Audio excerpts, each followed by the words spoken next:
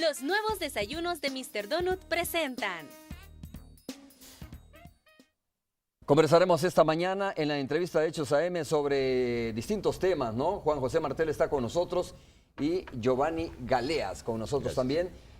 Bueno, ya los conocen ustedes, vamos a hablar sobre temas coyunturales. Ayer cuando anuncié que iban a estar mis invitados, Juan José Martel subía un Twitter que decía, voy a estar mañana a las 7 AM con Romeo Lemus en Noticiero Hechos AM, decía, hablando de la coyuntura política, y decía, complicada, ¿no? Así se preguntaba, se autorreflexionaba Juan José Martel. Bienvenido, Juan José, muchas gracias por estar con nosotros. Es un gusto, Romeo, y es un gusto estar también con Giovanni. Giovanni. También, muchas Te gracias. debo el tweet porque no estoy entuitado. Sí, yo sé. No, pero hacía la reflexión porque es un tema, exactamente una pregunta para comenzar la entrevista de esta mañana. Juan José, ¿por qué complicada? Pareciera que es igual a aquella novela de Pueblo Pequeño, Infierno Grande. No, yo creo que estamos en una coyuntura realmente en que políticamente las cosas se han venido enredando.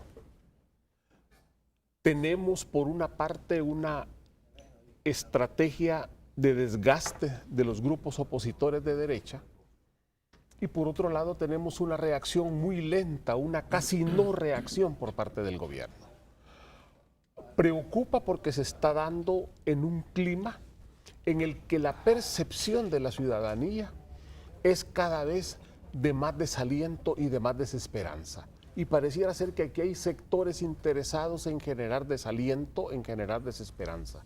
Eso es, para mi juicio, lo complicado de la coyuntura. En un momento en que se están haciendo cosas buenas. Es decir, de alguna manera, todo lo que se está haciendo en torno a combatir la delincuencia tiene sentido, es parte de un plan, no puede dar obviamente resultados a corto plazo. Hay una contrarreacción que era de esperar de los grupos pandilleriles, no se iban a quedar tranquilos frente a una acción mucho más contundente de la policía, pero ni los sectores opositores de la derecha y especialmente un sector de la derecha vinculada a poderosos intereses económicos está tratando de mantener una estrategia de desestabilización del gobierno y por otro lado no vemos a un gobierno que tenga la capacidad de enfrentar con seriedad esa estrategia. Juan José, más allá de este planteamiento y análisis tuyo, la pregunta directa es, ¿tú ves acciones desestabilizadoras? ¿Crees que tiene fundamento esa acusación del gobierno? Mira, una cosa es que hayan acciones que desestabilizan al gobierno y otra cosa es que haya un conato o preparación para golpe de Estado. Que hay en este momento una estrategia de desestabilización de la derecha es bastante obvio. Incluso basta con analizar la parte publicitaria y nos damos cuenta cómo en este momento hay varias campañas de la derecha enfiladas de cara a la opinión pública. Una campaña sobre la violencia, por ejemplo, otra campaña sobre la corrupción, otra campaña sobre las sentencias de la sala, otra campaña sobre el excesivo gasto público, el supuesto excesivo gasto público. Y en esa ruta es obvio que están generando un clima en el que la sensación de la gente es aquí no hay esperanza, aquí nada funciona y por lo tanto va perdiendo ese espacio de apoyo que puede tener un gobierno para empujar propuestas de este tipo. Por el otro lado, veo al gobierno haciendo cosas. Hay un esfuerzo serio en torno a la delincuencia por primera vez en décadas. Hay un esfuerzo serio, hay un plan, hay un esfuerzo serio de enfrentar incluso problemas que se nos agravan, porque ahora el problema, por ejemplo, de la reactivación del agro, hay que agregar el grave tema de la sequía, pero eso no existe. No existe en la estrategia de la derecha. En la estrategia de la derecha. No lo reconoce la estrategia de la derecha. O no hace nada el gobierno. Tiene que reconocerlo. O se deforma o se minimiza. Debe reconocerlo.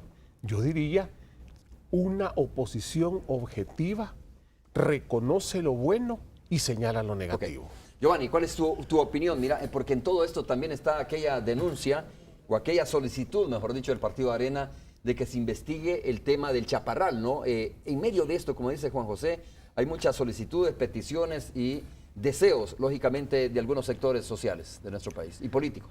Me parece una excelente base para la discusión lo que señala Juan José en torno a una estrategia de desestabilización, si le queremos llamar por su nombre. Pero me gustaría hacer un poco de contexto, Romeo. Mira, allá por los años 50 había un diplomático norteamericano influyente, creo que se llamaba Pittman, por cierto, que planteaba una estrategia rara de ABC, decía, que decía, si en América Latina, que es nuestro traspatio, se unen Argentina, Brasil y Chile, en ese tiempo, vea, por eso ABC, decía, no va a quedar otra solución para Estados Unidos que la guerra, ¿verdad? Si esos países se unen. Ahora la situación es que más bien es al revés, es que la derecha tradicional, como ya lo hemos dicho en este programa, la derecha tradicional solo tiene 3 plazas en América Latina, la derecha tradicional tiene 3 plazas en condiciones bien precarias, además, Paraguay, Guatemala y Honduras. Guatemala y Honduras, muy precarias las condiciones, y tampoco la del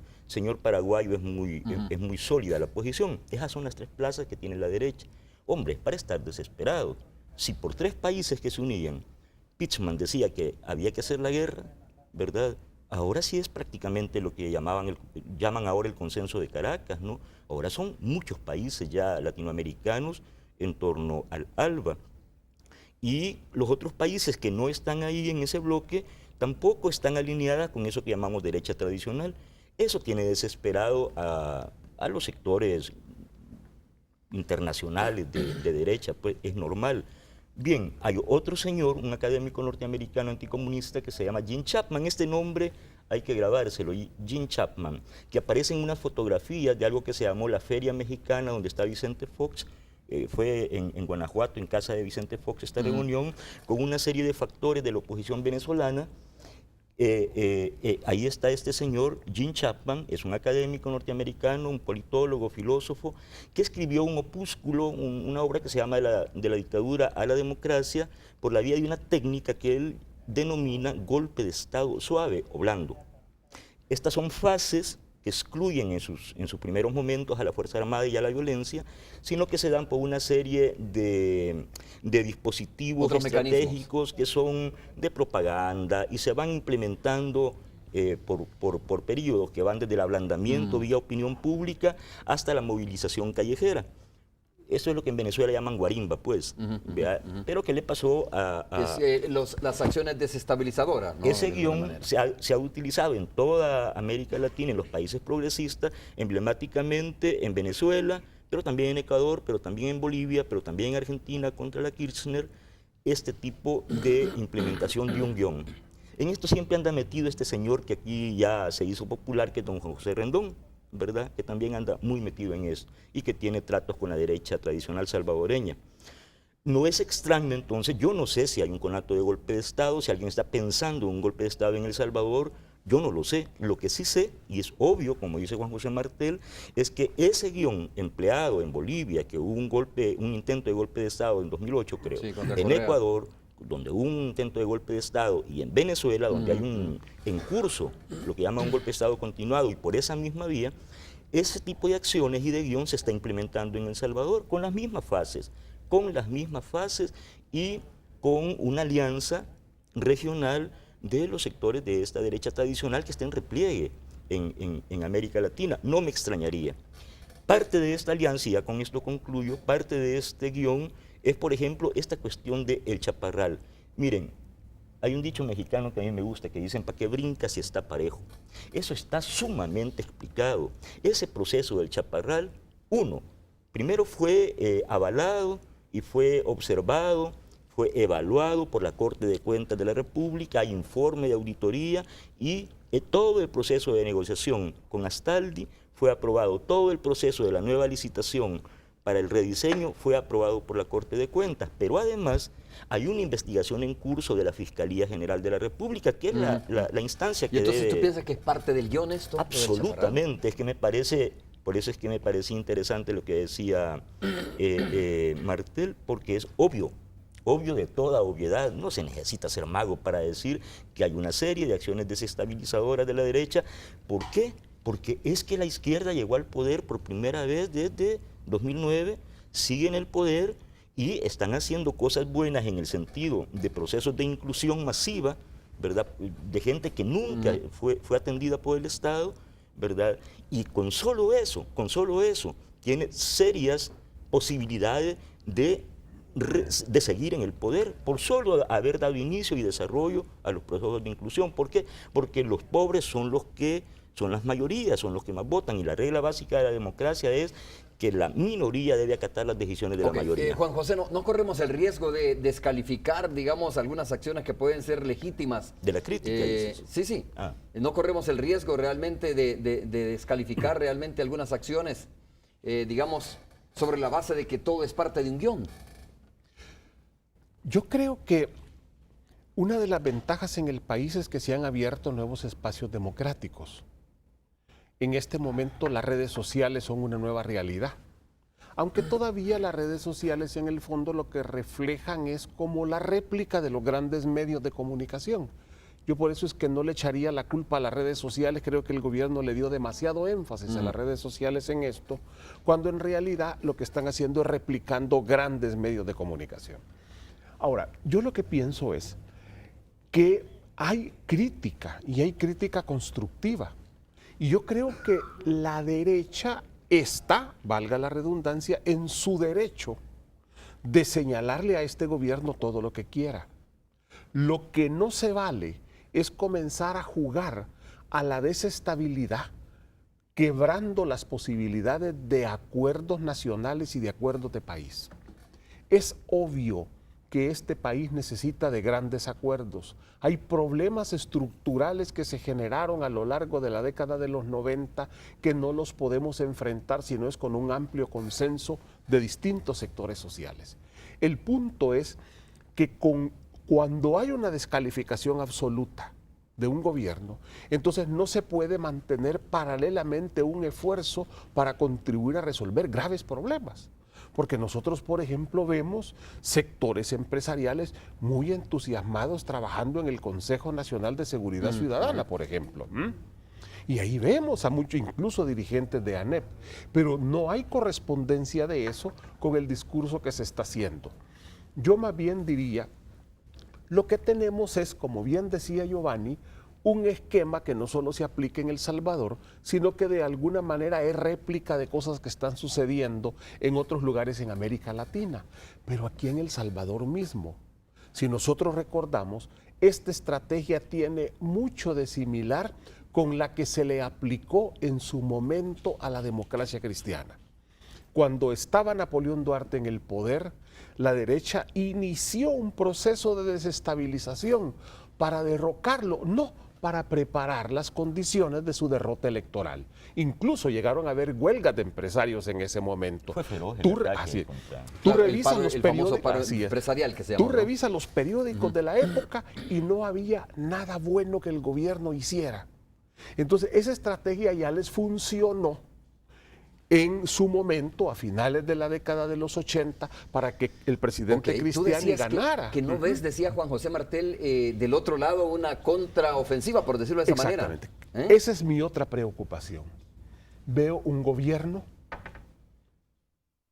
encerrado en sí mismo, intentando de buena o mala manera resolver problemas, pero no lo veo con un diseño para poder enfrentar ¿Qué debería de hacer el plan de gobierno? Yo creo que en primer lugar, lo primero que necesita es una buena estrategia de comunicación. Creo que eso es fundamental. La principal batalla, la derecha la está ganando en los medios de comunicación, en la opinión pública. El gobierno necesita entrarle a una estrategia de comunicación en que le explique a la ciudadanía el sentido de lo que se está haciendo. Incluyendo redes y todo eso. Exactamente, integral. Incluso más allá de los medios. Es que el gobierno hace cosas de comunicación. Los días sábados en que el presidente va y arma ese su gobierno, como gobierno móvil, me recuerdo. Es positivo, es una forma de contactar de manera directa a la gente, pero no hay una estrategia de platicar y de comunicarse con grandes estratos. Tras la llegada de Eugenio Chicas, hemos visto, si hemos sido testigos, digamos, de un empuje en la comunicación. Probablemente, como tú dices, no sea el mejor diseño ahora mismo, ¿no? Pero Pero bueno, cuando viene la presencia del gobierno, Giovanni, cuando viene la presencia del gobierno a través de los medios de comunicación, a través de las campañas publicitarias, también viene la crítica. Y dice, mire, ¿cómo es que se gasta millones de dólares el gobierno en publicidad cuando tenemos otras necesidades, no? Por una razón, Romeo, porque mira, digamos que en la politología más avanzada, que al menos en la consideración de muchos, la que se está generando en los países del sur de Europa, entre ellos hay un teórico, un politólogo de la Complutense de Madrid que se llama Juan Carlos Monedero, que sostiene una tesis en un libro que deberíamos de leer, por cierto, que se llama Manual de Política Urgente para Gente Decente, de Juan Carlos Monedero, de la Complutense de Madrid. Este señor sostiene que las batallas políticas y las electorales, por supuesto, se definen en los medios de comunicación ahora. En la modernidad es ahí en los medios de comunicación donde se definen. ¿Y los medios de comunicación a quién pertenecen? Al poder político, al poder fáctico de los países. El poder fáctico es el poder económico, pues. Puede que la izquierda, puede que fuerzas progresistas ganen una elección y accedan a controlar el Ejecutivo, pero eso no es todo el poder, ¿verdad? El poder son tres poderes, para empezar. Y puede que la derecha tenga todavía un pie metido ahí en uno de los poderes, como pareciera ser el caso en El Salvador. Bastante obvio, por cierto. Bueno, pero está el poder mediático. Y si las batallas políticas, si este señor tiene razón, y las batallas políticas hoy, en la actualidad, se definen en los medios de comunicación, en los grandes medios de comunicación, estamos perdidos. Porque es que los medios de comunicación en este país, los grandes medios de comunicación, pertenecen a 3 familias nada más. A 3 familias, los grandes medios de comunicación, los que inciden en la formación de la opinión pública. Cierro con esto. El estilo de Mauricio Funes de gobernar, que fue el primer gobierno de izquierda, bueno, él es un periodista y tiene un temperamento y un liderazgo muy acentuado, personal. El estilo lo llevaba a esa comunicación confrontativa, permanente, insistente, persistente, por lo que se ganó el cariño de mucha gente y el odio cerval de otro sector de la sociedad, de este poder mediático. El estilo de gobierno que sucedió a Mauricio Funes, el del FMLN ya pura sangre, sí, es un liderazgo al que algunos le llaman liderazgo difuso. No es personalizado. Es más de partido, más de comité central, más de comisión política, la dirección, digamos.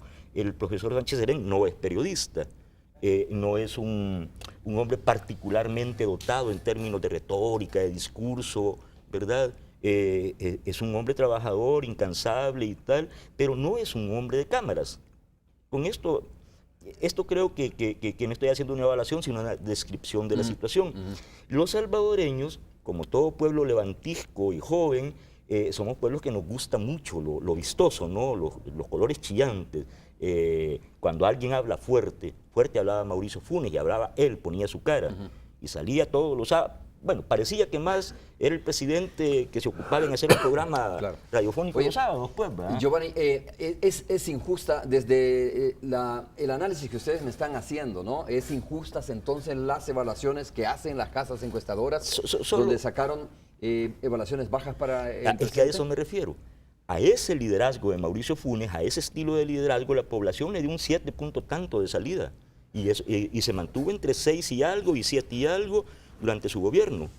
Pero eso está directamente relacionado con una forma de comunicar, y algunos dicen que gobernar es comunicar básicamente. Bueno, a este gobierno le dan nota baja, pero tiene que ver no solo con la cuestión de comunicación, y esto lo señalaba Juan José Martel y es bien importante. Hay que comunicar, sí, pero es que también hay que administrar, hay que gobernar bien. Es decir, la mitad es gobernar bien, la otra mitad puede ser comunicar bien, pero la base es gobernar bien, ¿verdad? Que tu proyecto de país, que tu proyecto de nación tenga que ver con los que eternamente han sido excluidos. Eso es lo que determina el hecho de que la izquierda en América Latina haya avanzado en la última década de manera tan espectacular. Después de la caída del muro, de la Unión Soviética, del muro de Berlín, el colapso del socialismo en el mundo, la izquierda emerge en América Latina y pareciera que va a emerger también con la misma fuerza y vigor en el sur europeo, ¿verdad? Pareciera, porque yo no veo como una broma lo que está pasando en España con este movimiento ciudadano de Podemos. Juan José, algunos analistas dicen, mire, para que se dé un golpe de Estado en un país tiene que emerger desde la Fuerza Armada, ¿no? Aunque ahora hay otras figuras, otras maneras para dar un golpe de Estado. De hecho, recordamos recientemente lo que pasó en Honduras. Bueno, en que Honduras. la Fuerza Armada solo fue a capturar a Mel Zelaya y el golpe de Estado aparentemente vino desde la Sala de lo Constitucional. Pero bueno, pero generalmente el tradicional golpe de Estado viene desde las Fuerzas Armadas.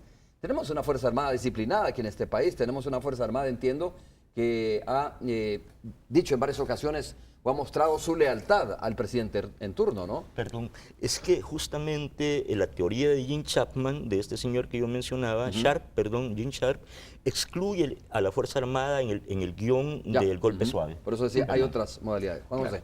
Yo creo, mira, hay un viejo chiste de los años 70 en que decía, ¿y por qué en Estados Unidos no hay golpe de Estado? No hay embajada norteamericana. Porque no hay embajada americana. No, en serio. Mira, un golpe de Estado obviamente requiere de la fuerza y requiere de una decisión de la Fuerza Armada. Decisión que muchas veces es propia, muchas veces es inducida. Por lo general, cuando uno revisa los golpes de Estado que hubieron en América Latina, incluyendo el último en Honduras, la Fuerza Armada fue un factor nada más de operación, pero no de decisión. ¿Sí? La decisión fue muy operativa. Solo ejecutó. Exactamente. Yo creo que en El Salvador la Fuerza Armada ha ganado mucha institucionalidad. Creo que además aprendieron la lección de los años 80. Se metieron a una guerra en la que en ese momento eran los héroes, y hay que ver los periódicos de la época cómo eran los héroes, y después los apartaron. Es decir, en un momento dado necesitan que alguien haga el trabajo sucio, lo promueven, lo entusiasman, lo declaran héroe por un momento y después lo condenan. Después y lo tiran a los España o a El Salvador con una bolsita de Lintorrey esposados. Y hoy veamos todos los grandes héroes de la patria de los años 80 cómo están y dónde están. Yo creo que la Fuerza Armada ha aprendido esa lección. Yo diría, la estrategia de la derecha no es a un golpe de Estado tradicional. Es un proceso de desestabilización en distintos niveles, en el cual el de comunicación es fundamental, pero no es el único. Están golpeando la parte de la economía del gobierno. ¿No te parece irónico que si la derecha está orquestando, digamos, o haciendo movimientos desestabilizadores y orquestando un posible golpe de Estado, ¿no te parece irónico que ellos mismos pidan a la Organización de Estados Americanos y a la Fiscalía misma que investigue este caso? Por eso es que te digo, no hay un golpe de Estado a lo tradicional. Lo que hay es un proceso de desgaste. Lo que están haciendo es cocinando la gallina a fuego lento para tenerla lista en las elecciones del 2018, en que piensan recuperar el órgano legislativo y una cantidad de alcaldías estratégicas que han perdido, para luego en el 2019 recuperar para ellos El Salvador. Esa es la estrategia. Y en esa lógica, para eso van a llevar, si tú te fijas, es la misma estrategia de la democracia cristiana. Aunque hay mecanismos antes de la definición electoral, por ejemplo, la dimisión de un gobierno por incompetencia. Y cuando se intenta sembrar la noción de Estado fallido, cuando se puso de moda esto hace unos meses, diciendo, este país ya topó, este es un Estado fallido, lo dijeron factores de la derecha. Intentaron, bueno, eso fracasó porque los mismos Estados Unidos dan el compacto y Naciones Unidas dijo que no había condiciones para eso, ¿no? Pero entonces luego empiezan a hablar de persecución política y en cadenita empiezan empieza diciendo hasta el presidente de Arena que él y su esposa eran perseguidos, Roberto Rubio es perseguido político, este es perseguido político, y finalmente hasta el viejo Lini y el Sirra se declaran perseguidos políticos. Entonces este gobierno es perseguidor político. A eso nos referimos como guión de golpe de Estado blando. ¿Por qué? Porque luego eso lleva a, es un Estado incompetente. Generan un desgaste tan grande que al final ya a las elecciones solo van a traer. El peor gobierno de la historia, y entonces pueden adelantar elección, pedir adelanto de elecciones, convocar elecciones adelantadas o exigir la dimisión de un gobierno por incompetencia. Bueno, mire, le voy a contar una experiencia antes de ir a la pausa comercial. No voy a decir el nombre de la persona que me dijo eso, pero en una ocasión un político muy reconocido del país me dijo: Romeo, quiero ir a tu espacio, que me des la oportunidad porque le voy a pegar 3 rayones al cuadro. Y exactamente esa figura es bien importante y es parte de la estrategia de guerra política taiwanesa, ¿no? Cuando un cuadro está muy bonito, pues nadie lo critica, pero de repente si usted le pega 3 o 4 rayones, ya el cuadro no es tan bonito, ¿no? Sí, Como cuando está recién pintado. De tal forma que el cuadro termina siendo feo, de tantos rayones o señalamientos que se le hacen. Hacemos la pausa, regresamos.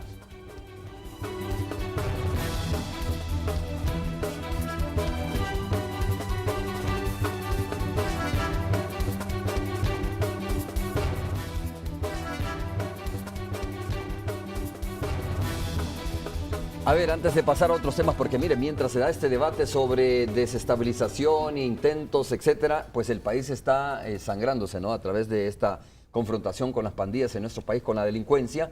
Y quiero hablar también y preguntarle a mis invitados qué piensan sobre esta carta, no sobre de dónde salió y cómo salió la carta. Yo creo que eso es bastante irrelevante. Totalmente. Una carta puede salir a través de un abogado y no se puede centrar el discurso sobre, mire, cómo es que salió la carta de Sacatrás. Bueno, o se puede redactar en muchas una maneras, cantina muy conocida El de punto por ahí. no es cómo salió, sino el punto es cómo neutralizamos la delincuencia y qué estamos haciendo para ello.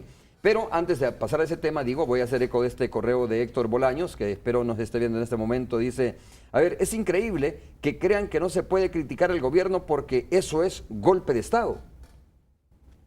No, es que es muy simplista decirlo así, señor Bolaño.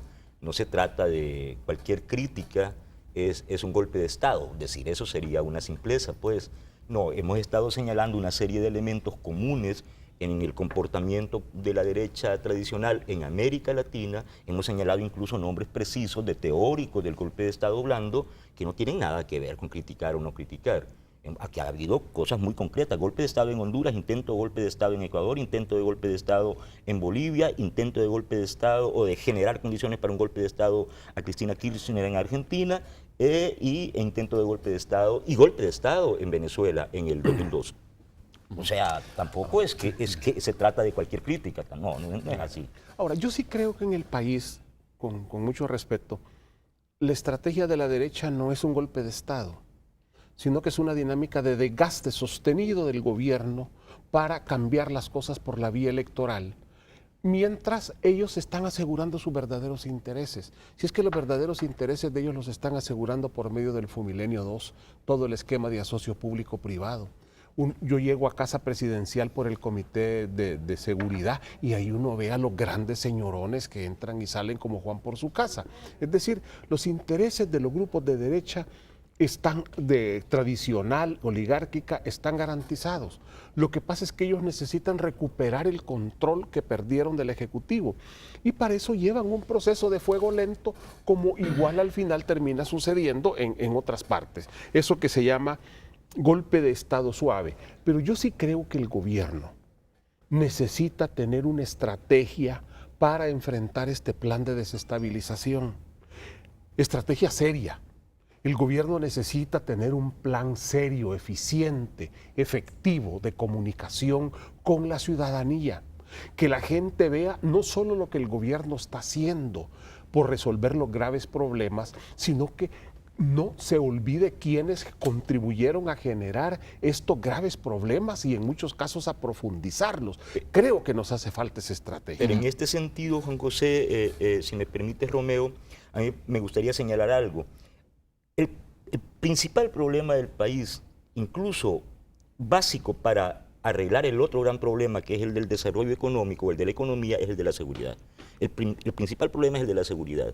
Bueno, este gobierno decidió confrontar directamente a las estructuras criminales, pandillas, y en esa relación, Juan José decía, es obvio, hay una contrarreacción y los resultados no se dan a corto plazo, pero ya se está viendo algo.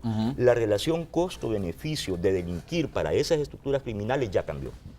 Ya no es lo mismo que hace 2 meses, que hace 3 meses, andar asaltando buses, a extorsionar, moverse libremente por las comunidades y las calles para los pandilleros, ya no es lo mismo. Ya no es lo mismo. Están siendo golpeados en sus mandos, están siendo golpeados en sus estructuras, en sus zonas de control. Hay ya una inversión. Yo no estoy diciendo que la guerra se ganó, eso no estoy diciendo. Estoy diciendo que ya se invirtió la relación de costo-beneficio. Hasta hace pocos meses no había ningún problema para el señor que se subía, el señor es un decir, el sujeto que subía a un bus a quitarle los celulares a las muchachas y a los muchachos. Ya no, ahora ya es peligroso. Y es peligroso para Sí, claro, el porque hay una delincuente. respuesta. Hay un incluso- nivel de riesgo. Es decir, Exactamente. Ajá. Ahora, no nos olvidemos que no es lo mismo dialogar con las pandillas que reconocer la problemática socioeconómica que generó el fenómeno delincuencial en el país. Sí. Yo creo que este gobierno y la sociedad tiene que entender de que las pandillas no surgieron ni de la noche a la mañana ni por generación espontánea. Fue resultado de un proceso largo y de un abandono, de un diseño de modelo neoliberal que cerró todos los espacios del Estado, puso el Estado al servicio de un grupo para la extracción y la concentración de la riqueza, dejó a la juventud sin salida. ¿Cuál es la salida de un joven en este país? ¿Por tierra, por aire o por mar? Pero aquí no hay condiciones. Pero Estado pareciera, en que ese sigue, sentido, pareciera así que es. sigue siendo así Y hasta sigue hoy. siendo así, por supuesto. Y Pe- cada vez más complicado. Pero lo que fíjate. pasa es que el plan clásico neoliberal es conseguir un Estado mínimo y barato. Claro, un Estado así no tiene posibilidad de extender su control al total del territorio. Es un Estado pequeñito, ¿verdad? Que abandona a su suerte a los ciudadanos. Pierde soberanía, En efecto. pierde control sobre territorio. Pero no tiene que ser y no así tiene un poco, capacidad digamos, de un Estado enfrentar más estos graves facilitador, problemas sociales. facilitador, digo, para que, por ejemplo, ya no sea solo el Estado el que invierte en la comunidad, sino también la empresa privada como tal. Sí, sí, no, pero una cosa es la colaboración entre los factores privados y el Estado. Lo que pasa es que el Estado, para tener control del territorio en su totalidad, tiene que ser un Estado fuerte, Romeo. Es un Estado fuerte el que le garantiza a los ciudadanos la seguridad. Giovanni, ¿debe haber diálogo con las pandillas desde tu No, punto de vista? este punto es bien ¿Qué delicado. pensaste cuando de repente apareció esa carta ahí pidiendo diálogo con Este punto es delicado. con el porque gobierno, ¿no? Yo sí creo que el diálogo es un instrumento útil en todo caso. En todo caso, es un instrumento útil. Solo que el Estado con las pandillas debe dialogar con el Código y la Constitución y el Código Penal Procesal en la mano. Así dialoga un Estado con las estructuras criminales. Perfectamente se puede hacer un diálogo, pero que las pandillas dialoguen entre sí, o que factores de la sociedad como la iglesia o las iglesias dialoguen con las pandillas, eso ya es otra cosa. Eso no tiene nada que ver con la estrategia de confrontación directa que el Estado puede y debe hacer contra las estructuras criminales. Eso no está en cuestión, no se debe dialogar en ese sentido. Por lo demás, el diálogo es una herramienta útil, civilizada en todo caso, pero no en el plan de seguridad de combate. Otra cosa es la prevención. Juan José decía, esto no nació de la noche a la mañana, por supuesto, ni se acaba de la noche a la mañana, hay condiciones sociales, esa es la prevención, pero lo más urgente en este momento, en términos de prioridad en el plan de seguridad, es el combate. La parte represiva. La parte, claro, hay esfuerzos en el otro sentido y hay planes también, pero no tiene la prioridad en este momento que tiene el combate directo, la confrontación directa, disputarle el control de territorio que tienen algunas comunidades y en algunos municipios las maras. Y lo están perdiendo. ¿Por qué creen ustedes que están pidiendo diálogo los pandilleros? Hay diferentes lecturas sobre eso, Sí, ¿no? Unos dicen ajá. porque la verdad es que están siendo golpeados en sus estructuras y liderazgos. En mi pueblo le llaman pedir cacao a Ajá, eso. exactamente. Y otros dicen, bueno, porque la verdad es que tienen la voluntad, como ellos lo dicen, ¿no? A través de su carta, la voluntad de dejar ya de sangrar este país, Juan José Mira, Martel. los fenómenos son multicausales, los fenómenos sociales. Pero en este caso yo diría, la principal razón por la cual las pandillas han presentado esta carta, que como bien dices tú, lo importante no es cómo salió de Zacatrás, sino el mensaje que lleva en sí mismo. El principal factor es que han sentido la presión de una acción policial que lleva plan. Acoso. Pero por otro lado, han visto que hay un Consejo de Seguridad Ciudadana que está buscando también la recuperación social, económica de los territorios para lograr desarrollo local como complemento del plan de seguridad de la estructura represiva del Estado. Es decir, están viendo los dos fenómenos. Como bien dice Giovanni, piden cacao, sí, porque han sentido la presión y porque el costo de delinquir comienza a elevarse. Es más alto. Yo Eso es lo pondría, más- ajá. yo pondría un elemento más. Yo no sé si alguno de ustedes dos conoce Zacatrás. Por dentro, quiero decir. No. Yo fui a hacer un reportaje y conocí, al menos en parte, esa prisión, y es que no es bonito estar adentro de ahí. no es bonito. Y si estás condenado a 30, 40 años, saber que te las vas a pasar ahí. Y ahorita quien está siendo capturado por atentar contra policías, fiscales y tal, va Van para hacia ahí. atrás. Fíjate Va que- para ahí. Y ellos acaban de probar lo que es estar en penal. A propósito de tu en pregunta, penales de media. Giovanni, cuando entré al penal de Cojutepeque y al de Ciudad Barrios, en efecto, en el Cojutepeque está la 18, pude hablar con los líderes, bueno, en ambos Sí. lugares, hablando con los líderes de la 18 decían, no hay cosa más dura que estar dentro de un penal, dentro del penal de Zacatrás. Es ¿ya? terrible. Las condiciones, Incluso me pues. decía cuánto tiempo ha pasado, yo tenía el iPad en la mano y me preguntó qué es eso, ¿no? ¿Qué tienes en la mano? O sea, están desconectados totalmente y a lo que más le temen es a un encierro. Bueno, en breve vamos a ir al enlace con la Radio 109. Tuvimos una breve interrupción, como usted se habrá dado cuenta. Estaba conversando Giovanni, estábamos hablando sobre precisamente esta carta y el contenido de la misma y la solicitud que estaban haciendo las pandillas de un diálogo. Posición del gobierno clara, tajante, no hay diálogo en esto. Cree el gobierno que va por el camino correcto, por la ruta correcta de las operaciones que están desarrollando con la Fuerza Armada y la Policía y la parte estratégica de la intervención territorial a través de los programas que están generando, ¿no? Pero de todas formas, algunas personas dicen, me huele aquí, Giovanni, para darte nuevamente la palabra, me huele algo raro esto porque hay una baja de homicidios además. Esto abona también al morbo, ¿no?, de las personas. Sí, realmente. pero cuando yo hablaba de que hay que cuidarse de los análisis simplistas o de decir simplezas, es este tipo de cosas, por ejemplo, pero es que hay una baja del hombre. Es que es normal, es que las estructuras criminales están siendo acosadas, están flotando prácticamente porque los golpean en las comunidades que ellos controlan. Y cuando esas comunidades juegan el papel de retaguardia, no hay nada más terrible para un grupo irregular que le toquen, que le desestabilicen su retaguardia. Tienen que empezar a flotar. En el oriente del país, durante la guerra civil, parte de la guerrilla, parte del FMLN, que era la que controlaba Oriente, el norte de Morazán, iba a parar hasta Honduras cuando entraba Monterrosa ahí, Claro. ¿verdad? Y eso es terrible cuando le desestabilizan la retaguardia a los grupos. Eso es lo que le está pasando a las pandillas. Hay una merma porque porque ha avanzado la policía en el control del territorio, claro que sí. Ok. Juan José, antes de ir a la pausa. Yo sí creo que hay una estrategia que poco a poco va a ir dando resultado. Las pandillas han reaccionado en distintos planos, por un lado incrementando la acción delincuencial, pero por otro lado buscando acuerdos y diálogo. Creo que ya es un signo de debilitamiento, pero este plan no solo tiene el componente represivo y policial. En este momento el Consejo Nacional de Seguridad Ciudadana prepara planes que están siendo elaborados en la localidad con los alcaldes, con las organizaciones en cada municipio, en los 10 departamentos, en los 10 municipios con mayor índice de violencia. La semana pasada hubo un acto importantísimo. En Ciudad Delgado se instauró el plan de seguridad ciudadana con componentes importantes. Eso a lo mejor no ha sido muy destacado, pero ahí era una vinculación de alcaldía con verdaderas organizaciones sociales, porque las verdaderas organizaciones de la sociedad civil no son ONGs, son las organizaciones de padres de familia, las organizaciones de las colonias, de los barrios, las que están directamente vinculadas a la necesidad y a la acción de la gente. En esa lógica creo que hay un plan que va a ir dando resultados. Yo el llamado que haría es, no perdamos la esperanza, pero no solo no perdamos la esperanza, sino que pensemos en qué aportar.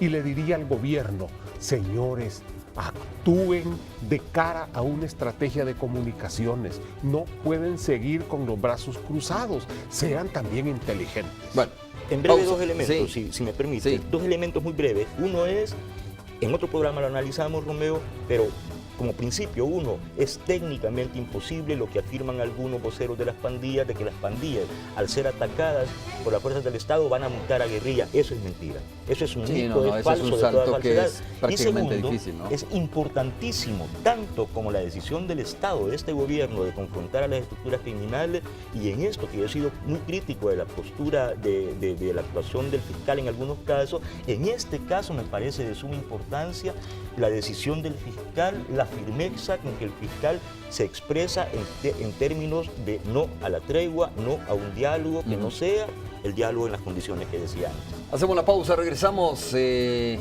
breve.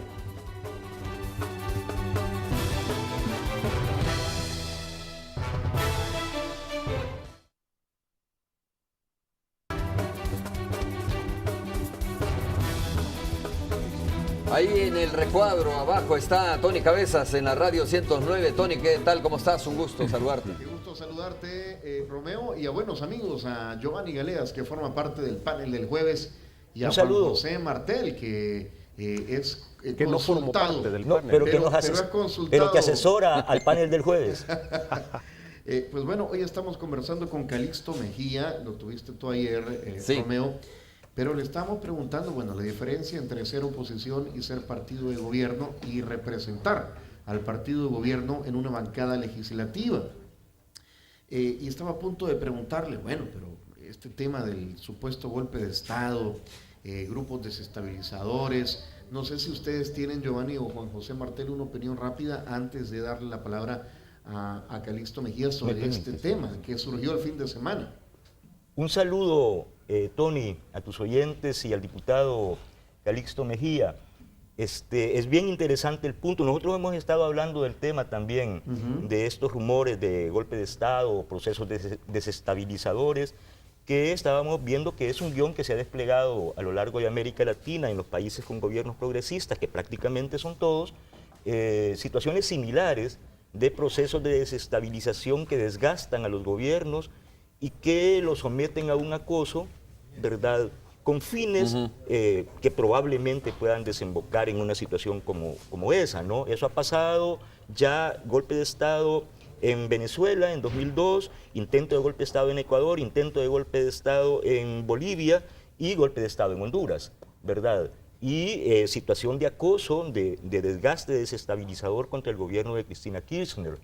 Y hablábamos de un señor, Jim Chapman, que escribió un libro que se llama de la dictadura a la democracia, que es un manual de lo que se llama golpe de Estado suave, que coincide con todos los procesos de desestabilización que se están implementando. A ver, Juan José Martel, ¿le da crédito entonces usted a esta denuncia del FMLN? No, yo creo que efectivamente hay un plan de desestabilización de la derecha complejo, muy bien articulado, inteligente. Pero de eso a que haya golpe de Estado me parece que hay un trecho. Y además me parece peligroso porque es como decir, ahí viene el lobo, ahí viene el lobo. Cuando el lobo realmente va a llegar, ya no le creen. Yo creo que la estrategia de la derecha es más compleja que un simple golpe de Estado. Es un esfuerzo de desestabilización sistemática, progresiva y permanente de este gobierno, de cara a irlo cocinando a fuego lento para llevarlo a la derrota electoral en el 2019. La derecha necesita recuperar el poder. En este momento creo que la Fuerza Armada ha ganado bastante institucionalidad en el país, no lo veo, y yo le diría al gobierno, tengan estrategia de comunicaciones, no la tienen, están haciendo cosas buenas, cosas positivas para el país que la gente no las está percibiendo, están perdiendo la batalla de opinión pública y eso es peligroso y están jugando mal. A ver, Calixto. Romeo, Giovanni, Juan José, un saludo, buenos días. Buenos días, diputado. Saludo a todos los salvadoreños y salvadoreñas. Gracias, Juan José, por las recomendaciones. Comparto sus valoraciones. La verdad es que en estos tiempos, digamos, hablar de golpe de Estado no tenemos que circunscribirlo a partir de, digamos, del estamento militar, como solía ocurrir en los 70, en los 60, 70 y también en los 80. Pero sí, yo creo que era importante denunciar esos planes, como tú lo dices, Juan José, que de manera progresiva se han venido diseñando, impulsando y que ahora eso es lo que está en marcha. Ayer inclusive en el programa ahí con Romeo revelaba yo justamente lo que fue casa de campaña del ahora alcalde de Santa Tecla, donde tenemos información que se reúnen y planifican justamente muchas de estas acciones, ¿no? Que por cierto, Calixto decía a través de la cuenta de Twitter, Roberto Daguizón, alcalde de Santa Tecla, que se reservaba el derecho de entablar una demanda, ¿no?, por calumnias. Bueno, él tiene derecho a acudir a las instancias respectivas. No lo ha hecho, lo ha dicho como tú lo dices, vamos a estar pendientes de eso. Ok. Tony. Bueno, nos quedamos acá conversando sobre este y otros temas también con Calixto Mejía. Un saludo para Giovanni y para Juan José. Saludos. ¿Verdad? Y un saludo para todos los televidentes de Canal 12. Muchas gracias y los invitamos a que sintonicen 102.9 a continuación. Ok, Tony, gracias. Vamos a hacer la última pausa. Regresamos ya para el cierre de Hechos AM.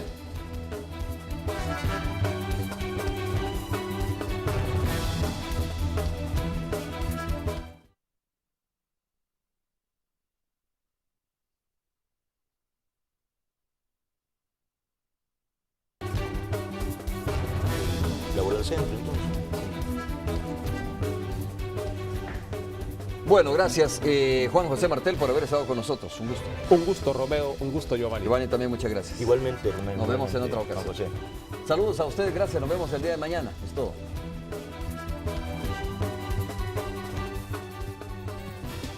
Los nuevos desayunos de Mr. Donut presentó